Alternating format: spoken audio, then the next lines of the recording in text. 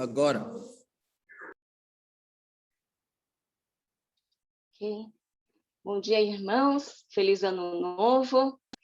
E que Deus abençoe a todos. E a todos um novo começo. Isso que é o bom de começar o ano, né? Começar o ano meditando na palavra do Senhor. Então, eu queria convidar os irmãos para orarem comigo, para preparar nossos corações, nosso espírito, para aprendermos, né, mais a palavra de Deus, tá bom? Senhor nosso Deus, ó Pai, nós te agradecemos, Senhor, pelo dia de hoje, pelo primeiro dia do ano, iniciando um novo ciclo, Senhor, em nossas vidas, convidando o Senhor, Pai, para nos conduzir, dirigir, não só nesse momento, mas todos os dias que estão por vir, Pai. Abençoa cada irmão que está aqui comigo, compartilhando, meditando na Tua palavra, Senhor.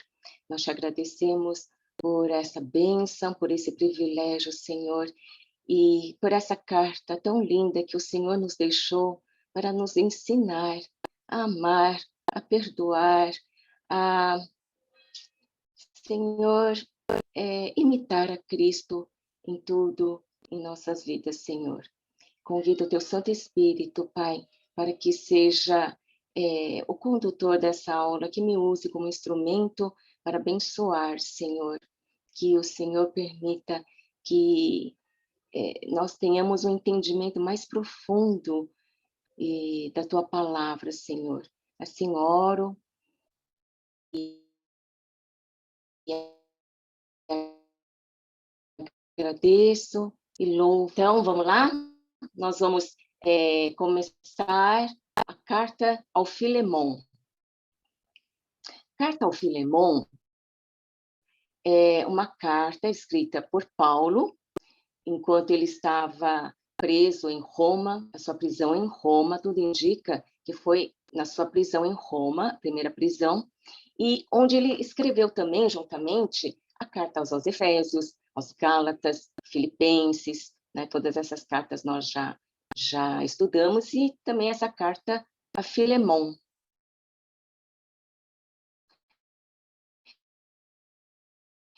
Filemon, Paulo, e tudo indica que ele morava em Colossos.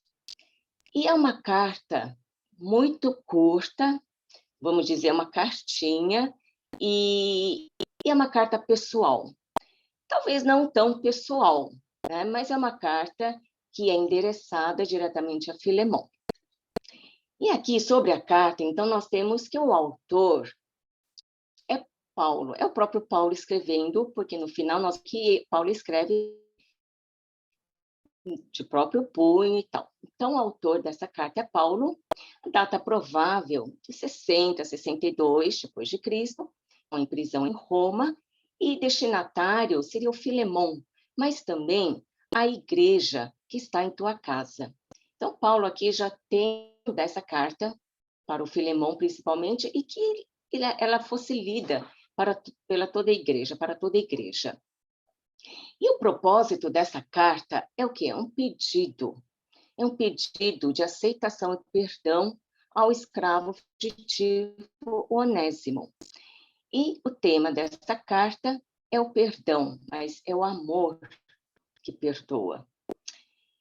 E aqui, na verdade, Onésimo é um escravo do Filemon, que em algum momento ele fugiu da casa do seu dono, Filemon. Filemon já era convertido, inclusive a igreja era em sua casa, e tudo indica que Filemon era um homem de posses.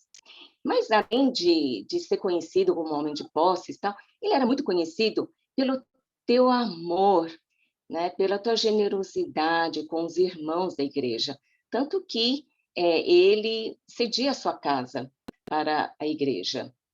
E o Onésimo, tudo indica que Onésimo não era convertido nessa época, e em algum momento ele fugiu, né, da casa do seu amo, do seu senhor, e também, provavelmente, ele levou algum bem, né? Ele roubou de Filemon, porque que acontece que ele fugiu para Roma, que foi em Roma que ele conheceu a Paulo. Ele foi, então, evangelizado e se converteu ao cristianismo, se tornou um filho espiritual de Paulo. Então, provavelmente, ele roubou, porque para chegar até Roma ele tinha que ter algum dinheiro, né? Então, esse é o contexto desta carta. E aqui, por que nós temos, né, devemos estudar Filemão? Nós temos 4 razões para estudar Filemão. Aqui, o primeiro seria o quê? Mostra a natureza do amor de Deus. Porque Deus nos amou enquanto nós ainda éramos pecadores. Foi Deus que nos amou primeiro. E quando nós conhecemos o amor de Deus por nós, é que nós podemos amá-lo e amar o nosso próximo. E esta carta vai tratar muito do amor, certo? A segunda razão, ela vai ensinar os princípios da relação entre os cristãos, entre os irmãos em Cristo e principalmente entre os líderes da igreja. Porque nos ensinar que Paulo, ele escreve essa carta para Filemão, que era um líder na igreja. Ele era colaborador de Paulo no Evangelho. E, então, é um líder escrevendo a outro líder. É um líder intercedendo, né, junto ao outro, que muitas vezes, na nossa igreja mesmo, no nosso meio, algum irmão que te ofende, alguém que te fez mal. E aí, nós precisamos interceder, né, e lidar com esse problema juntos e no amor cristão. E a terceira razão é o quê? Ela vai descrever os efeitos da conversão na vida de uma pessoa e nas relações sociais. Vai mostrar como o cristianismo ela vem mudar a vida da pessoa. Ela vai tornar uma pessoa que antes era inútil, antes não tinha utilidade, né? Não fazia nada de bom, muitas vezes, e depois da conversão, a pessoa muda de vida, muda de hábitos, muda de pensamento, e muda também a sua relação com as outras pessoas. Nós vamos ver aqui como o Evangelho ele faz essas transformações, não só na vida da pessoa, mas nas suas relações com as pessoas com quem ela convive. Muitas vezes é dentro da sua família, no seu trabalho, junto com seus amigos, né? E a quarta razão, ela vai ensinar acerca do perdão de pecados, que o perdão não é uma opção, mas uma obrigação para o cristão. Por quê? Porque se você diz que você é um verdadeiro cristão, é porque você conheceu o amor de Cristo. E se você tem amor, você tem que perdoar. É esse o ensino de Jesus, o amor que perdoa. Quando você tem fé, a fé tem o amor, vem com o amor. Amor e fé andam juntos. E quando você tem o amor, você tem que perdoar. Então, a carta de Filemão vem nos ensinar tudo isso aqui. Então, vamos começar aqui. É uma carta muito curta, tanto que esse livro só tem um capítulo, mas desse um capítulo nós vamos tirar muitos ensinamentos. Então, aqui, Paulo, ele começa, né, sempre assim, se apresentando e saudando aos irmãos ou aqueles que vão receber a sua carta. E aqui, Paulo, ele começa. Essa carta é muito maravilhoso, ele mostra como Paulo nos ensina a ser uma pessoa humilde, né? Quando você vai interceder, vai pedir alguma coisa, você tem que ser humilde. E aqui, Paulo, essa carta é uma carta onde ele vai fazer um pedido. E Paulo era uma pessoa que não era de pedir, ele não era uma pessoa que gostava de pedir, como é que eu vou dizer? Fazer pedidos, pedir favores. Mas nessa carta, ele vai pedir um favor. E ele usa da humildade, né? Da sabedoria, da diplomacia. E aqui ele começa que Paulo, prisioneiro de Cristo Jesus. Ele se considerava escravo de Jesus Cristo, fazia o que seu Senhor quer que ele faça. Ele aqui não se intitula apóstolo, né? Como se tivesse muita autoridade. Não, porque ele está escrevendo a um outro irmão em Cristo, onde ele diz assim que ao amado Filemão, né? O amado Filemão era o seu amado, amado em Cristo Jesus. Então, e também nosso colaborador, porque Filemão, como ele era um homem de posses, mas, acima de tudo, ele era muito generoso. Então, ele devia contribuir muito com o avanço do evangelho, com seus posses, doando muito. Era muito generoso, era conhecido pela sua generosidade e pelo seu amor aos irmãos. Então, aqui ele está se destinando ao amado Filemão, a irmã Áfia, que muito provavelmente era esposa de Filemão, e a Arquipo, que era também, muito provavelmente, o filho de Filemão. E Arquipo era um ministro da igreja também, então aqui ele fala nosso companheiro de lutas. E a igreja que está em tua casa. Então aqui Paulo já também está usando de uma estratégia, porque ele sabe o que virá pela frente, né? Então era um pedido muito delicado, e ele gostaria que toda a igreja também seja envolvido nesta causa. Ele continua, graça e paz a vós outros, como ele sempre diz, né? Graça e paz, porque a graça é a fonte, a graça que vem de Deus.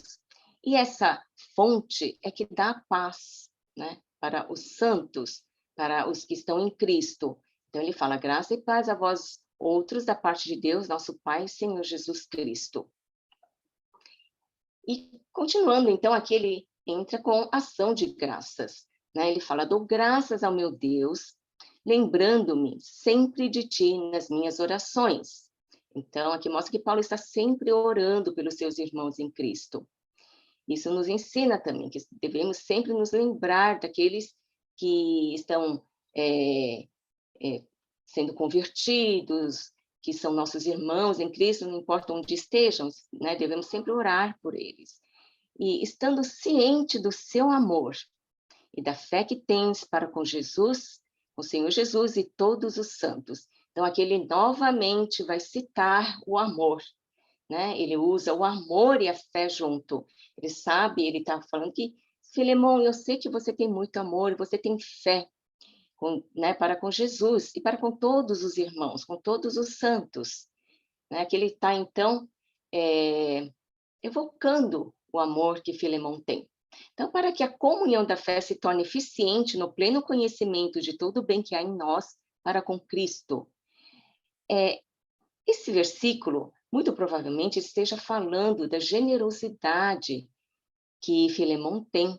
Então, e nos mostra assim que quanto mais generoso você é, quanto mais você se dá, mais você conhece o bem, né, que há em nós e que Cristo, em Cristo Jesus. Quanto mais você se doa, quanto mais você dá a sua riqueza, mais pobre em riqueza, mais rico em Cristo você fica. Então, aqui ele está falando disso. Você, com a sua generosidade, que com seus irmãos, você vai ter maior conhecimento, pleno conhecimento de todo o bem que há em Cristo Jesus.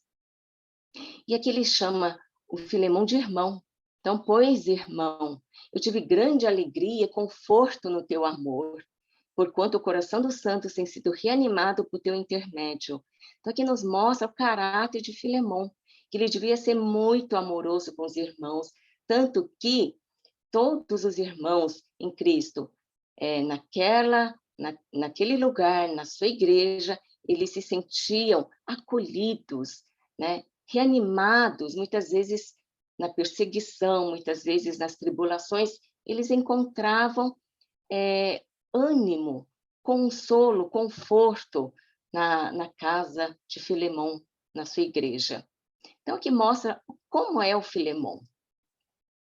E o apóstolo Paulo, né, ele não para de exaltar esse lado amoroso do Filemão. E por que que o Paulo fala tanto de amor? Ele fala do amor, o significado do amor para Paulo. Porque em todas as suas cartas, Paulo vai mencionar sobre o amor. Porque para o Paulo, o amor é uma dívida impagável. Né? Em Romanos 13:8, ele menciona que você pode, você não pode dever nada a ninguém. A única coisa que você deve é o amor, que o amor, né, é impagável.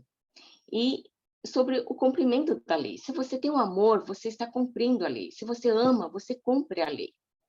O amor é o que? É o fruto do Espírito Santo. Em Gálatas, nós vemos que o fruto do Espírito é o amor. Tudo começa no amor.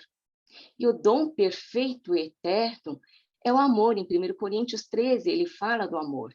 E o amor de todos os dons, né? O amor, a esperança, a fé, de todos, o amor é que vai ficar, vai permanecer, é eterno. E também o amor é a motivação que nós temos para servir a Deus e servir aos irmãos. E o amor se revela onde? Pela abnegação em servir os irmãos. Quando você se abnega de todos os seus direitos, de tudo que você tem para servir aos irmãos, esse é o verdadeiro amor. Então, esse é o significado de amor para Paulo. Então, quando ele fala do amor para o Filemon, ele está falando de tudo isso. E aqui, continuando, então, aqui, Paulo vai começar a interceder em favor de Onésimo. Então, aqui ele fala no versículo 8, pois bem, então, ainda que eu sinta plena liberdade em Cristo para te ordenar o que convém, prefiro, todavia, solicitar em nome do amor, né? Então, aqui ele fala, olha, Filemon, mesmo que eu tenha toda a liberdade, porque, na verdade, você conheceu a Cristo através de mim, porque eu que te evangelizei, então eu tenho, de certa forma, eu tenho essa autoridade, né, de te pedir, de pedir para que, te ordenar, não é nem pedir, de ordenar, mas eu prefiro pedir em nome desse amor, esse amor que nós acabamos de falar, que é um amor que perdoa, um amor que aceita, um amor que se abnega, né? Então, e sendo eu, Paulo, e aqui ele vai falar que eu já sou velho, né? Porque ele já passou por muitas coisas e ele agora está preso. Então, aqui ele vem querer tocar no coração de Filemon, né? Pedir a compaixão de Filemon. E agora é até prisioneiro de Cristo, Jesus eu sou. E por isso eu te solicito em favor do meu filho Onésimo.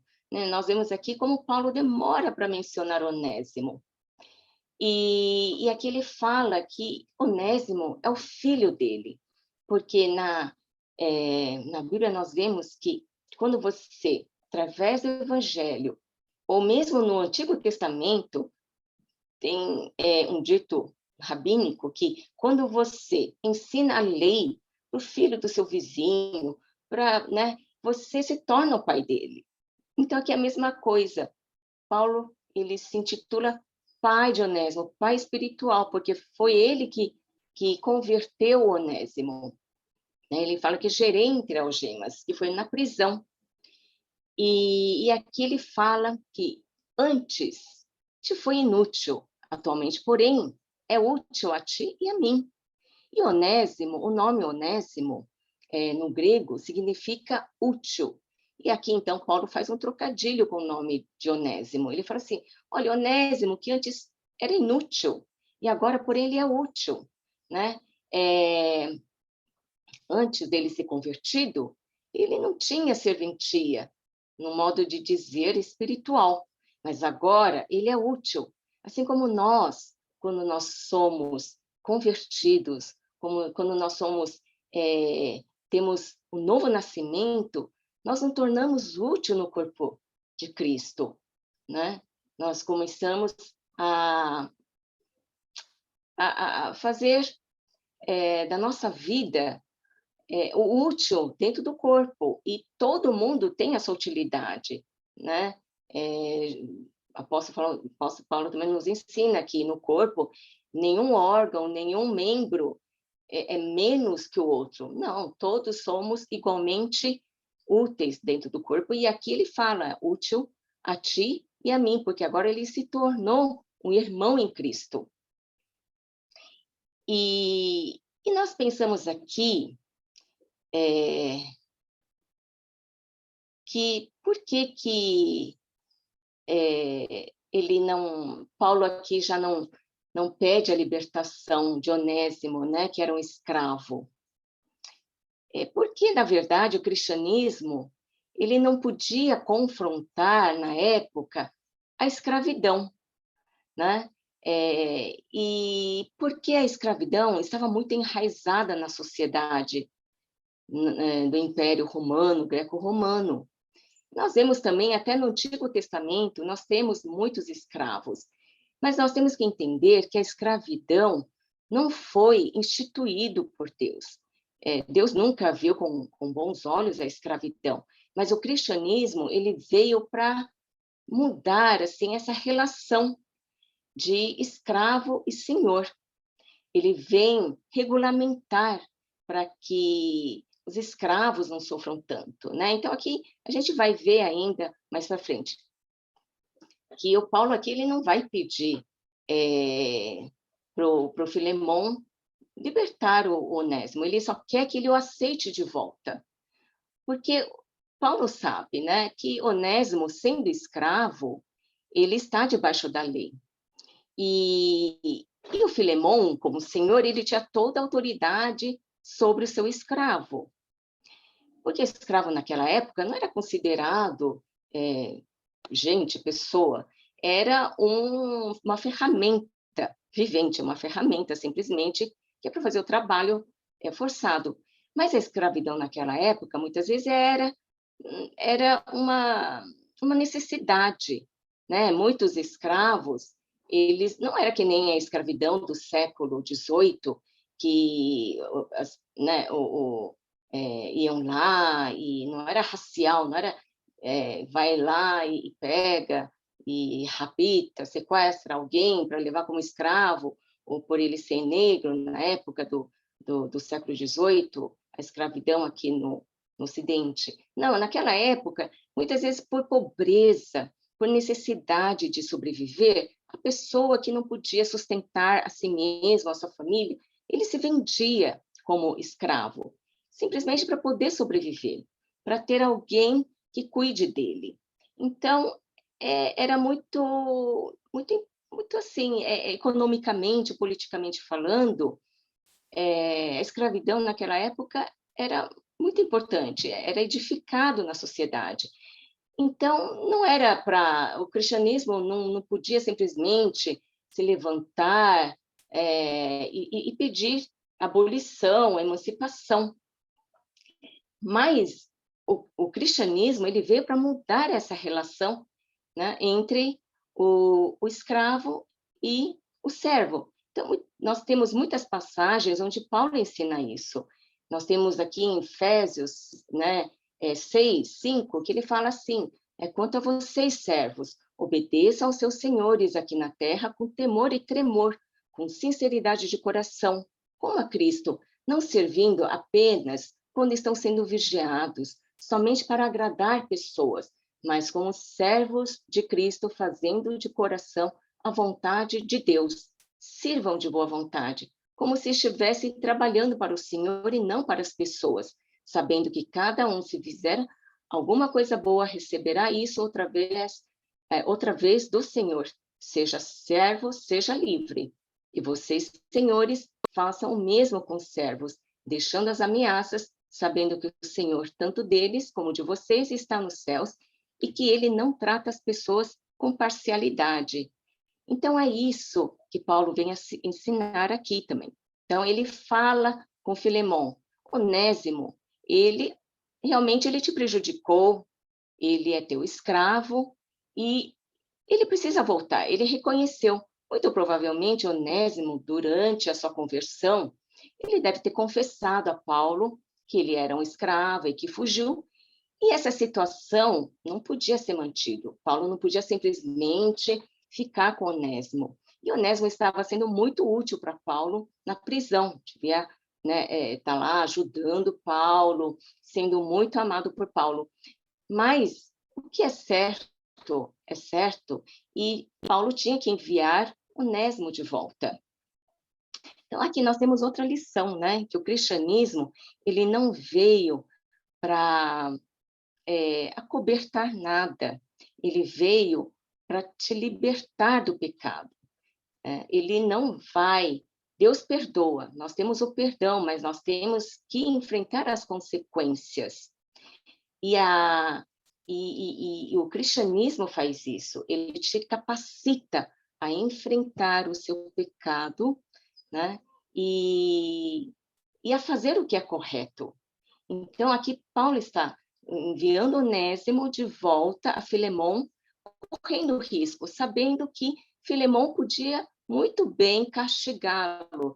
Antigamente, um escravo que fugia, ele tinha que ser logo oprimido, porque na época do Império Romano, existiam 60 milhões de escravos. Eram muitos escravos. E se algum escravo cometia um erro, já era logo punido, para que não servisse de exemplo para os outros escravos. Então, eles eram oprimidos. E Paulo sabia disso. Paulo sabia que Onésimo, quando voltasse, Filemão podia castigá-lo. No mínimo, eles podiam levar, né, uma marca de ferro aqui na testa, com F, né, dizendo fugitivo. Ou, na pior das hipóteses, o Senhor podia crucificá-lo. Né? Então, estava nas mãos de Filemão. E Paulo sabia disso. Por isso que Paulo aqui, ele está exaltando, acima de tudo, o amor cristão, o amor entre os irmãos, que o Filemão devia sentir, porque agora Onésimo não era mais o mesmo. Onésimo agora era filho espiritual de Paulo e também irmão em Cristo. Então, aqui ele fala agora, ele é útil, tanto a mim quanto a ti. E eu envio de volta em pessoa, quero dizer, o meu próprio coração. E o coração aqui quer dizer aquele entranha, né? Aquele um pedaço de mim que o Paulo está falando. Ele é que nem um pedaço de mim. E eu te envio de volta em pessoa. Esse versículo tem assim o significado de eu envio esta causa a você. Você que deve tomar a decisão. E também Paulo já envolveu toda a igreja nisso, talvez não só Filemão, mas toda a igreja junto, decidindo acerca desse irmão em Cristo, da forma cristã para resolver este caso. Então, aqui ele fala, eu queria conservá-lo comigo mesmo, para em teu lugar me servir nas algemas que carrego por causa do evangelho. Mas nada, porém, quis fazer sem o seu consentimento.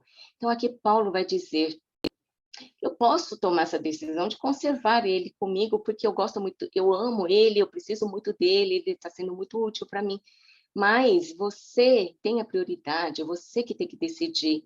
E para que a tua bondade não venha a ser como que por obrigação, mas de livre vontade.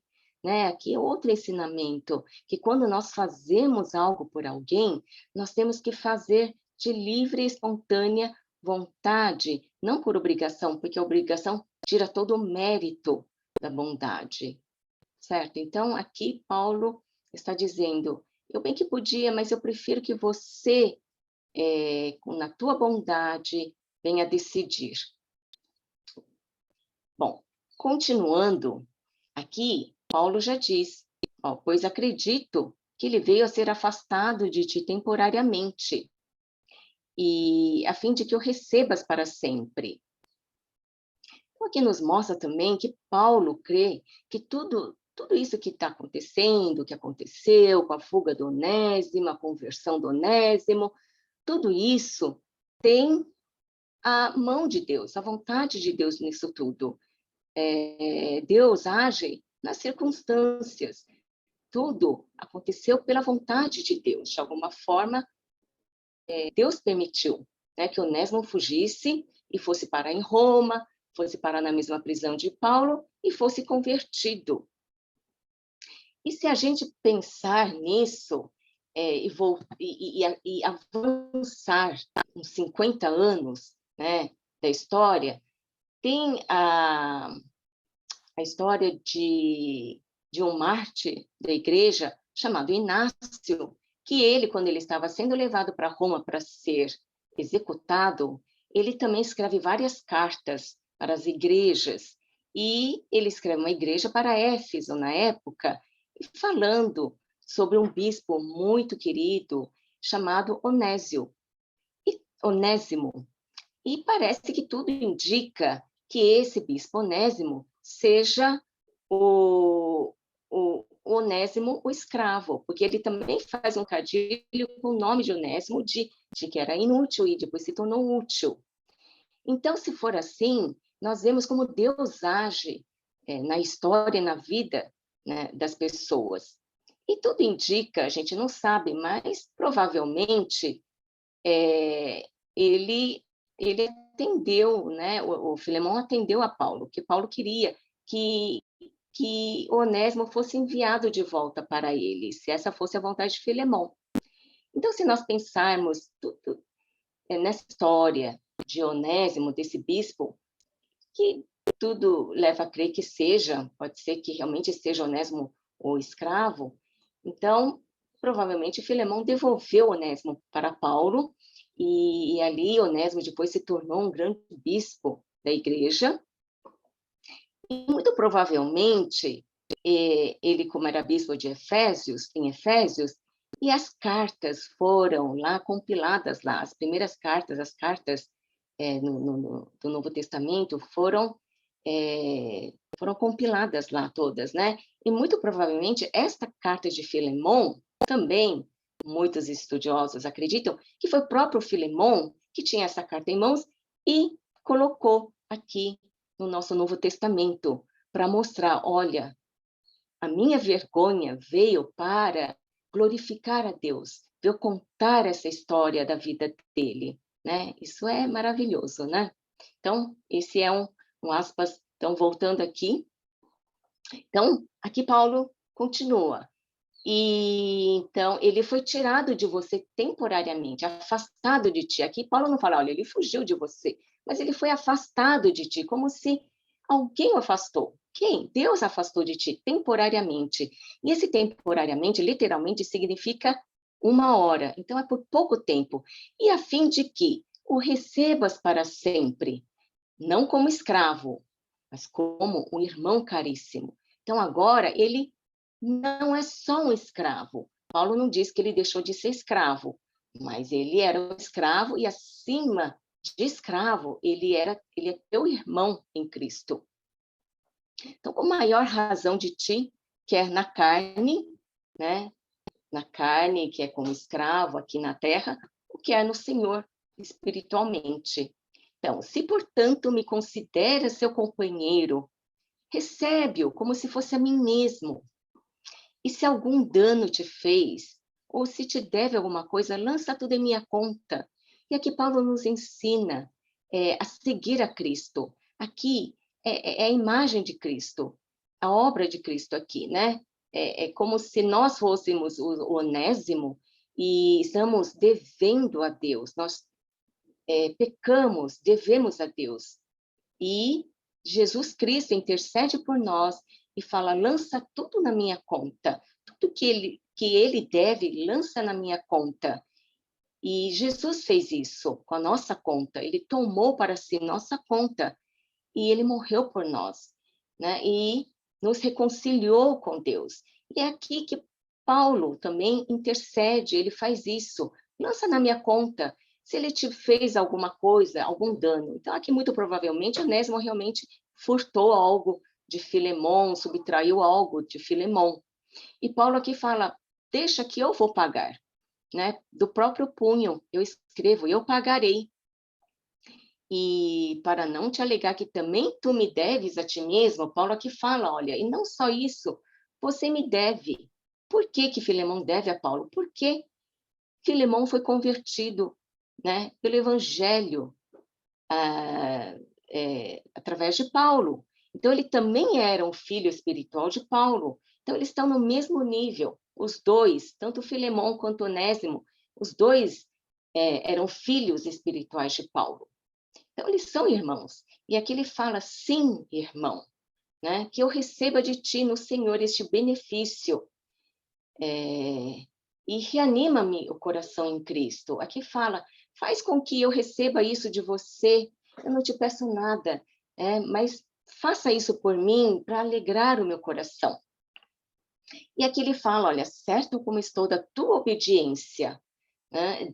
E aqui mostra como Paulo tem a norma dele, né? O padrão de Paulo é sempre esperar que o outro vá obedecer, esperar que o outro... Aqui ele fala, eu te escrevo sabendo que fará mais do que estou pedindo.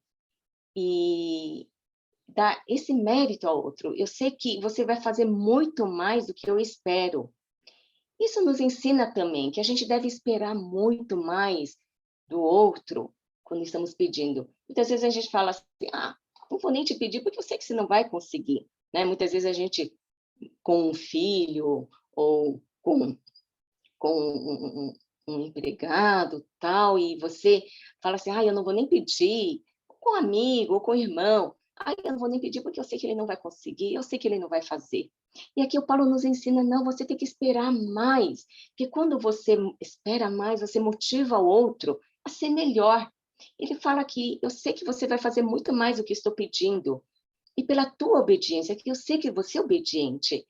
E como é interessante, né? A carta começa com amor, a fé, que leva à obediência. E isso é a nossa vida cristã. Quando nós amamos, quando nós temos a fé em Cristo, amamos a Deus, amamos nosso irmão, nós temos a obediência, nós somos obedientes, né? E aqui, coloquei aqui, assim, os argumentos para o perdão, né? Os argumentos que Paulo usou para que Filemão perdoasse Onésimo. E aqui nós vamos ver, então, que por que Filemão tinha que perdoar o Onésimo. Primeiro, porque ele era um cristão, irmão em Cristo, né? Quando no versículo 7 ele fala, pois, irmão.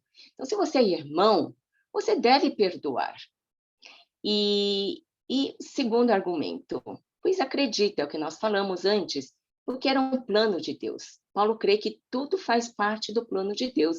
Então, se é plano de Deus, se é Deus que está agindo, você deve aceitar, você deve cooperar com Deus, porque nós sabemos que tudo coopera para o bem daqueles que são chamados, segundo o propósito, né? Aqueles que amam a Deus e são chamados. E o terceiro argumento que Paulo usa é porque ele é um irmão na fé. Muito acima de escravo, ele tem um irmão caríssimo, né? Então, muitas vezes, nós precisamos perdoar nossos irmãos por ele ser nosso irmão em Cristo. E aqui o quarto argumento é, se, portanto, me consideras companheiro, recebe-o como se fosse a mim mesmo. Aqui nós aprendemos também que Jesus nos ensinou em Mateus, que quando você faz a um dos pequeninos, você faz a outro, você está fazendo para Cristo, né? Jesus fala, quando você me deu de comer, quando você me vestiu, quando você me visitou na cadeia, quando você me visitou quando eu estava enfermo, aquela pessoa que você visitou, aquela pessoa que você beneficiou, que você foi generoso, você cuidou, você amou, foi a mim que você fez isso. Então, é como se fosse, né, o próprio Paulo. E o quinto argumento, que Paulo vai pagar o que Onésimo deve, assim como Jesus pagou por nós. Nós também temos que pagar, muitas vezes, a dívida do nosso irmão. E sexto argumento, Filemão e Onésimo têm a mesma origem espiritual, eles são os mesmos filhos espirituais que Paulo gerou. E sétimo argumento para que Filemão aceitasse Onésimo e perdoasse é para reanimar o coração de Paulo. Se você ama, né? Se você me ama, a mim, o Paulo, faz essa alegria para mim. Então, quando nós fazemos algo por um irmão nosso, nós perdoamos, nós cuidamos, nós estamos alegrando o coração de Cristo. né? E também por quê? Por ser obediente, né? Como estou certa dessa obediência? Então, quando nós temos fé e nós conhecemos a Deus, o amor, nós temos que ser obedientes, né? E não é uma opção. E aqui, eu queria colocar aqui um comentário de William Barclay sobre a nova relação em Cristo. Ele diz assim: o que fez o cristianismo foi introduzir uma nova relação, na qual as diferenças externas eram abolidas pelo fato de que todos os cristãos estavam em Cristo. Os cristãos são um só corpo, sejam judeus, gentios, escravos, homens livres, homens ou mulheres, e nós encontramos nessas passagens, né, que Paulo mesmo escreveu, tudo isso, todos esses ensinamentos, que todos somos iguais perante a Deus, que o Evangelho nivela todos igualmente. Deus não tem preferência, não importa o que você é, né? Somos todos iguais em Cristo Jesus. Então, quando entra na vida uma relação como esta, os níveis sociais e as castas deixam de ser importantes. Os nomes amo e escravo carecem de distinção. Então, se o amo tratar o escravo como Cristo teria feito, e se o escravo serve ao amo como Cristo teria feito, não importa se chama um a amo e a outro escravo. Sua relação não depende de nenhuma classificação humana, porque ambos estão em Cristo, né? Então, isso é muito interessante. Então, porque muitas vezes a Bíblia foi criticada porque não defendeu abolição, emancipação naquela época. Mas naquela época, como nós comentamos, se o cristianismo tivesse se levantado para apoiar essa causa, teria sido um caos, não teria feito o bem. Os escravos seriam logo reprimidos, ia ser pior para eles podiam perder a vida, perder a sobrevivência. Então, aquela época não era época. Então, o cristianismo trata de mudar as relações.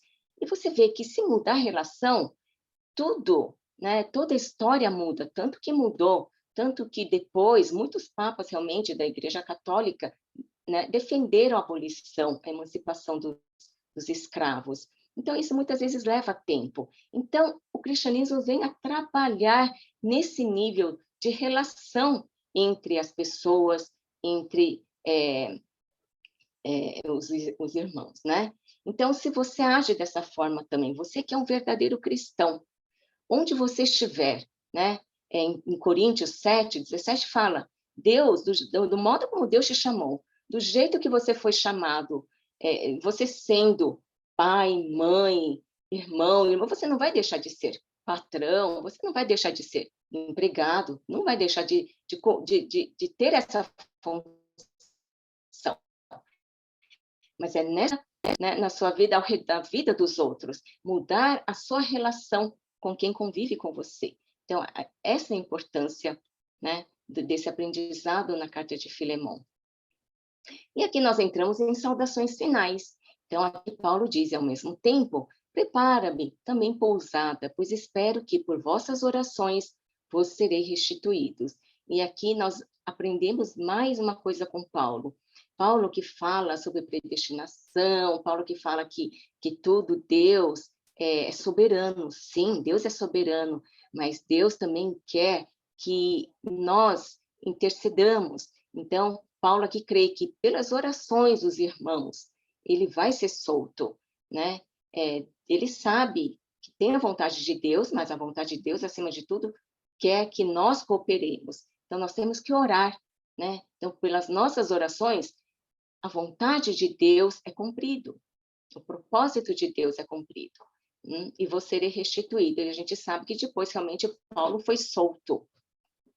E aqui ele fala, saúda Epáfras, prisioneiro comigo. Epáfras era um irmão de Colossos, que estava lá em Roma, Marcos, Aristarco, Demas e Lucas, meus cooperadores, né? Então, os mesmos que estavam lá na carta de Colossenses, quando Paulo escreve, então, muito provavelmente, esta carta de Filemão foi escrita na mesma época de Gálatas, e, inclusive, quem levou essas cartas para a igreja de Colossos foi Tíquico, o irmão Tíquico, e Onésimo ia junto com Tíquico para Colossos, para ser restituído a Filemão. né? E aqui, novamente, a graça. Começa com graça do Senhor e finaliza com graça do Senhor Jesus. E seja com vosso espírito. Amém. E é isso que eu tenho para compartilhar com vocês. E espero que realmente esta carta, essas lições, né, que Deus nos deixou, possa vir fazer muita diferença em nossas vidas, possamos verdadeiramente em Cristo aprender com Onésimo, com Filemon, com Paulo, e a sermos irmãos e nos amarmos, né, em Cristo Jesus, no amor, no perdão, e um ajudando o outro, né? É isso que essa carta nos deixa, essa lição, tá bom? Que Deus abençoe a todos, tenham um bom ano de 2022 e que venhamos a fazer diferença nesse ano. Deus sempre nos dá oportunidade de recomeçarmos, né? E sempre junto com os irmãos, em oração, em ação de graça, tá bom? Então, é isso que eu desejo para todos. Até mais. Deus abençoe.